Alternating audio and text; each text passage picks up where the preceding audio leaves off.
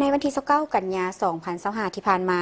สหายไม้ทองธรรมวงศาของรัฐมนตรีกระทรวงการต่างประเทศแห่งสาธารณรัฐประชาธิปไตยประชาชนลาวได้นำพาคณะไปอวยพรสหายนางฟางหงเอกอัครราชทูตแห่งสาธารณรัฐประชาชนจีนประจำสาธารณรัฐประชาธิปไตยประชาชนลาวเนื่องในโอกาสวันสถาปนาสาธารณรัฐประชาชนจีนครบรอบ76 ปี1 ตุลา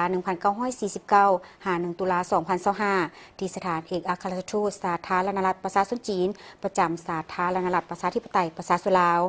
สหายไม้ทองธรรมวงศาได้ต่างหน้าให้คณะพักคณะนำและพนักงานกระทรวงการต่างประเทศแสดงความสมเสยและอวยพรอย่างจริงใจต่อสหายนางฟางหงพร้อมด้วยพนักงานสถานทูตทุกสหายและผ่านสหายไปยังคณะพักคณะนำและพนักงานกระทรวงการต่างประเทศก็คือการนำภาครัฐของสาธารณรัฐประชาชนจีนต่อผลสำเร็จอันใหญ่หลวงที่สหายจีนอายน้องญาติมาได้ตลอดระยะ76 ปีผ่านมาโดยเฉพาะผลสำเร็จด้านเวียกงานการต่างประเทศที่ได้ประกอบส่วนอันสำคัญเข้าในภารกิจสร้างสันติภาพและการร่วมมือการพัฒนาและเชื่อมโยงเชื่อมจอดของโลกพร้อมนี้ก็มีความยินดีที่เห็นว่าการพัวพันร่วมมือระหว่าง2ประเทศก็คือระหว่าง2กระทรวงการต่างประเทศในช่วงปีผ่านมาได้รับการเสริมขยายเข้าสู่ลวงลึกและลวงกว้างสืบต่อรักษากลไกการเฮ็ดเวียกประสานงานและปรึกษาหารืออย่างใกล้ชิดเพื่อจัดตั้งปฏิบัติบรรดาเวียกงานที่การนำขั้นสูง2 ภาค 2 รัฐได้ตกลงกันอย่างมีประสิทธิภาพและประสิทธิผลสูงสุดพร้อมกันนั้นฝ่ายลาวได้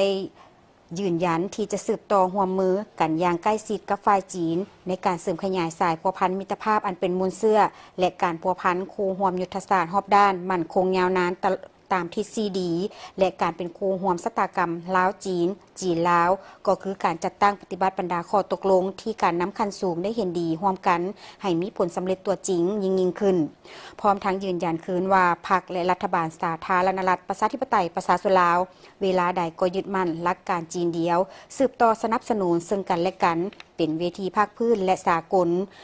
ในโอกาสเดียวกันสหายนางฟางหงได้แสดงความขอบใจอย่างจริงใจต่อคำอวยพรอันประเสริฐจากฝ่ายลาวในครั้งนี้พร้อมทั้งยืนยันว่าสถานทูตก็คือกระทรวงการต่างประเทศจีนจะสืบต่อรักษามูลเสื่อการพัวพันอันสนิทแน่นกับกระทรวงการต่างประเทศลาวเพื่อร่วมกันจัดตั้งผันขยายบรรดาเวียกงานที่ขั้นถึงได้ตกลง